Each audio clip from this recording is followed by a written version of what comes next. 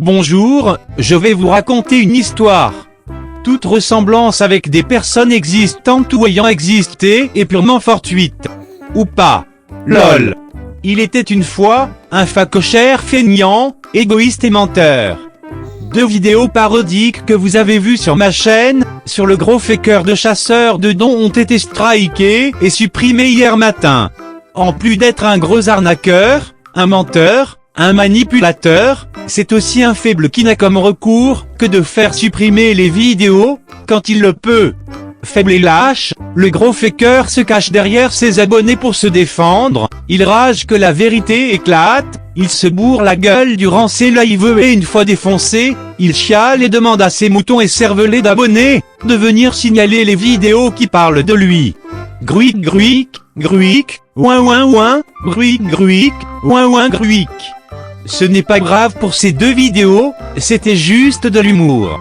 Humour, chose que ce facochère n'a pas et n'a jamais eu, même à l'époque où avant de faire des fakes, il avait tenté de se faire connaître en tant que soi-disant humoriste, mais son talent était inexistant, aussi inexistant que son amour-propre, sa dignité et son honnêteté. 3 choses qui n'existent d'ailleurs pas dans sa famille de cassos. Je remercie YouTube, car pour une fois ils ont bien agi. En effet, très tôt ce dimanche 17 mai 2020, à 4h30 exactement, j'ai reçu un mail de YouTube me disant que les 2 importantes vidéos sur ces 3 lieux fake et l'autre vidéo de réponse à son live ont été strikées et supprimées. Même pas une demi-heure après, j'ai reçu un autre mail de YouTube me disant qu'après vérification, que la demande de retrait pour atteinte aux droits d'auteur n'était pas valide et que du coup, les vidéos étaient rétablies.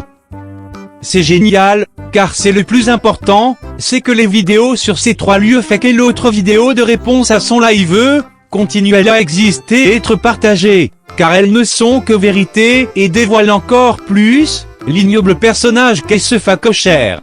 Alors cette fois, je le dis, merci YouTube. Le facochère ne parvient pas toujours à ses fins. Il abuse tellement des fonctions de YouTube pour tenter de striker les gens, que ça va lui péter au gros 1. Car un jour, les gens ont enfin compris qui était réellement ce facochère menteur, ils ont alors décidé de ne plus le regarder, ne plus l'engraisser avec leurs dons, et ce vilain facochère n'eut pas d'autre choix que de devoir trouver un travail, un vrai. Le vilain facochère menteur apprit alors, que bien mal acquis ne profite jamais et qu'un jour ou l'autre, tout se paye. Fin de l'histoire. Bisous.